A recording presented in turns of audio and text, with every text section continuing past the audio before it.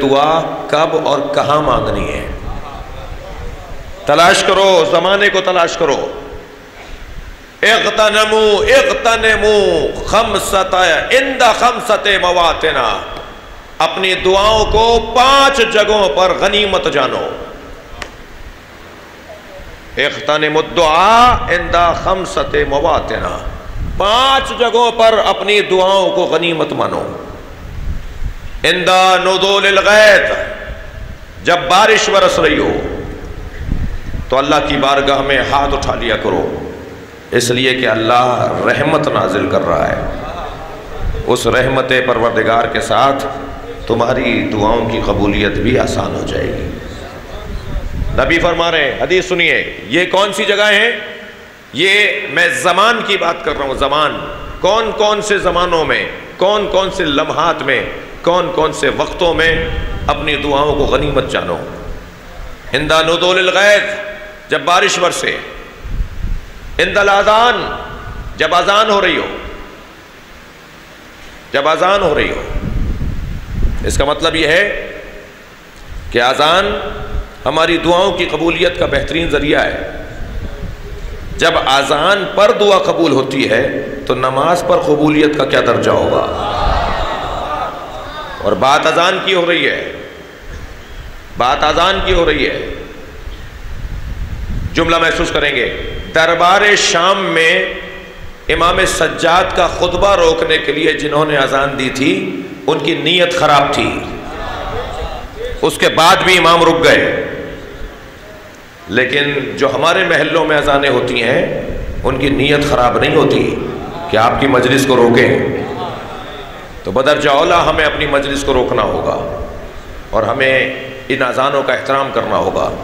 اس میں نام تو اللہ ہی کا لیا جا رہا ہے، اس میں تذکرہ تو نبی کا ہو رہا ہے۔ عند الاذان، معصوم فرما رہے ہیں، تیسری جگہ جہاں پر تمہاری دعا قبول ہوگی، وہ زمان کون سا زمان ہے؟ عند التقاء صفین للشہادہ، جب مجاہد قربانی کے لیے تیار ہوں اس وقت میں تمہاری دعا قبول ہوگی۔ جی، عند دعوت المظلوم، جب مظلوم کا ذکر کیا جا رہا ہو۔ عزیزان گرامی، یہ ہم نے پہلی مجلس کے اندر آپ کے سامنے بیان کیا تھا کہ وہ زمان ہے کہ جہاں پر پروردگار عالم دعاؤں کو قبول کرتا ہے۔ ایسے ہی مکان بھی معتبر ہوتا چلا جائے تو دعائیں قبول ہوتی ہیں۔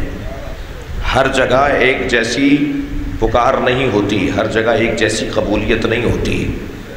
میرے نبی فرماتے ہیں کہ میں منتظر رہتا تھا اس آیت کو پڑھتے وقت کہ میری فاطمہ کو اللہ عظمت کب عطا کرے گا، کہ جیسے زکریا نے مریم کے سامنے جنت دسترخوان لگا ہوا دیکھا تو کب وہ وقت آئے گا جو میری فاطمہ کے سامنے بھی جنت سے کھانے آئیں گے اور میں یہ دیکھوں گا کہ میری فاطمہ مریم سے افضل ہے۔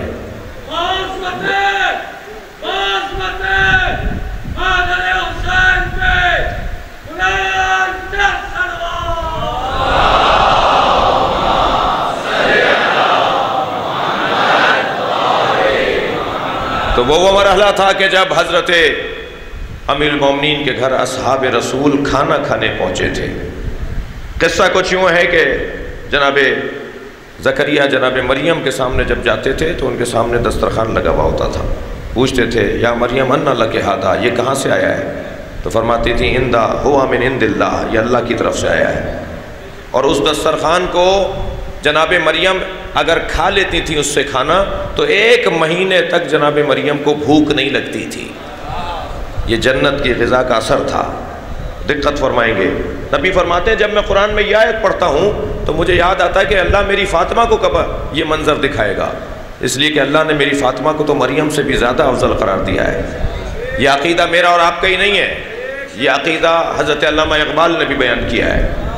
مریم از یک نسبت عیسیٰ عزیز، مریم ایک نسبت عیسیٰ کی وجہ سے صاحب عزت ہیں، اسہ نسبت حضرت زہرا عزیز، اور 3 نسبتوں کی وجہ سے حضرت زہرا کو اللہ نے عزت دی ہے۔ نور چشم رحمت للعالمین، یہ فاطمہ زہرا اس کی آنکھوں کی ٹھنڈک ہے جو عالمین کے لیے رحمت ہے. نور چشم رحمت للعالمین، آن امام اولین و آخرین. یہ نبی کی آنکھوں کی ٹھنڈک زہرا. پھر علامہ اقبال کہتے ہیں مادر آن مرکز پرکار عشق، یہ اس کی ماں ہے جو عشق کے دائرے کا مرکز ہے. مادر آن کاروان سالار عشق، یہ اس کی ماں ہے کہ جو عشق کے کاروان کا سالار ہے.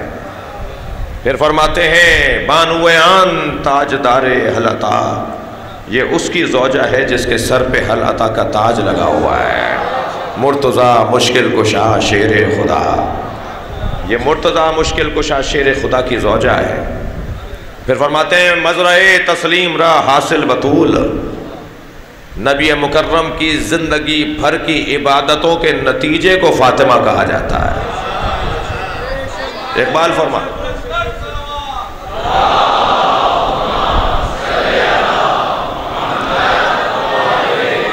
مزرعِ تسلیم را حاصل بطول، مادرہ را اسوہ کامل بطول.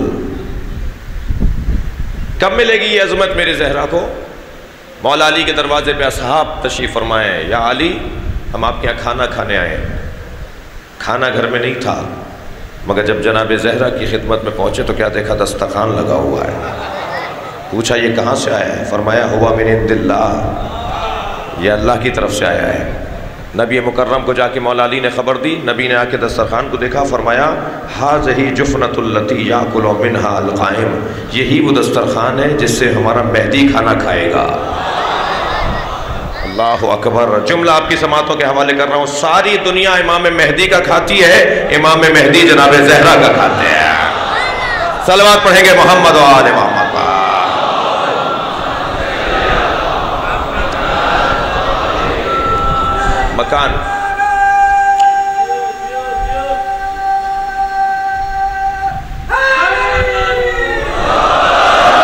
مکان اگر بہتر ہوتا چلا جائے اور زمان اگر بہتر ہوتا چلا جائے تو دعاؤں کی قبولیت کے لیے آسانی ہوتی ہے.